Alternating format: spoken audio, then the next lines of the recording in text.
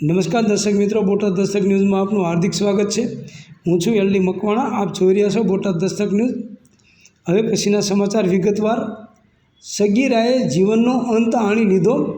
માતાએ ફોનમાં વાત કરવાની ના પાડતા પુત્રી સિમ કાર્ડ ચાવી ગઈ, પછી ફાંસો ખાધો। 1 વર્ષથી મામાના ઘરે રહેતી દીકરી 2 દિવસ પહેલાં જ ઘરે આવી હતી। જસદણના દેવપરા ગામે બનેલી ઘટનામાં 17 વર્ષની સગીરાનું મોત।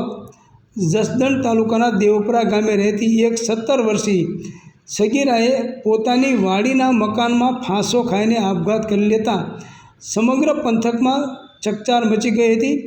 મૃતક સગીરાએ તેની માતાએ ફોનમાં વાત કરવાની ના પાડતા આ પગલું ભર્યું હોવાનું પ્રાથમિક તપાસમાં સામે આવ્યું હતું।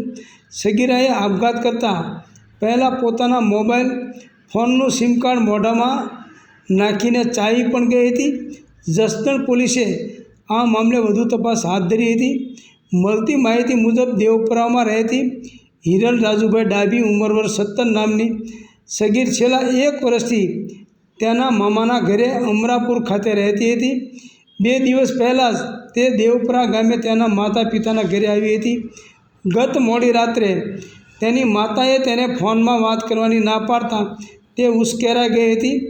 આ વાતનું માઠું લાગતા સગીરાએ તેના મોબાઈલનું સિમ કાર્ડ કાઢીને મોઢામાં નાખી દીધું હતું અને ચાવી ગઈ હતી। ત્યારબાદ તેણે પોતાની વાડીના મકાનમાં જઈને દુપટ્ટા વડે ફાંસો ખાઈ લીધો હતો। આ ઘટનાની જાણ પરિવારજનોને થતાં તેઓ તાત્કાલિક ત્યાં પહોંચ્યા હતા અને તેને નીચે ઉતારી હતી, પરંતુ ત્યાં સુધીમાં તેનું મૃત્યુ થઈ ચૂક્યું હતું।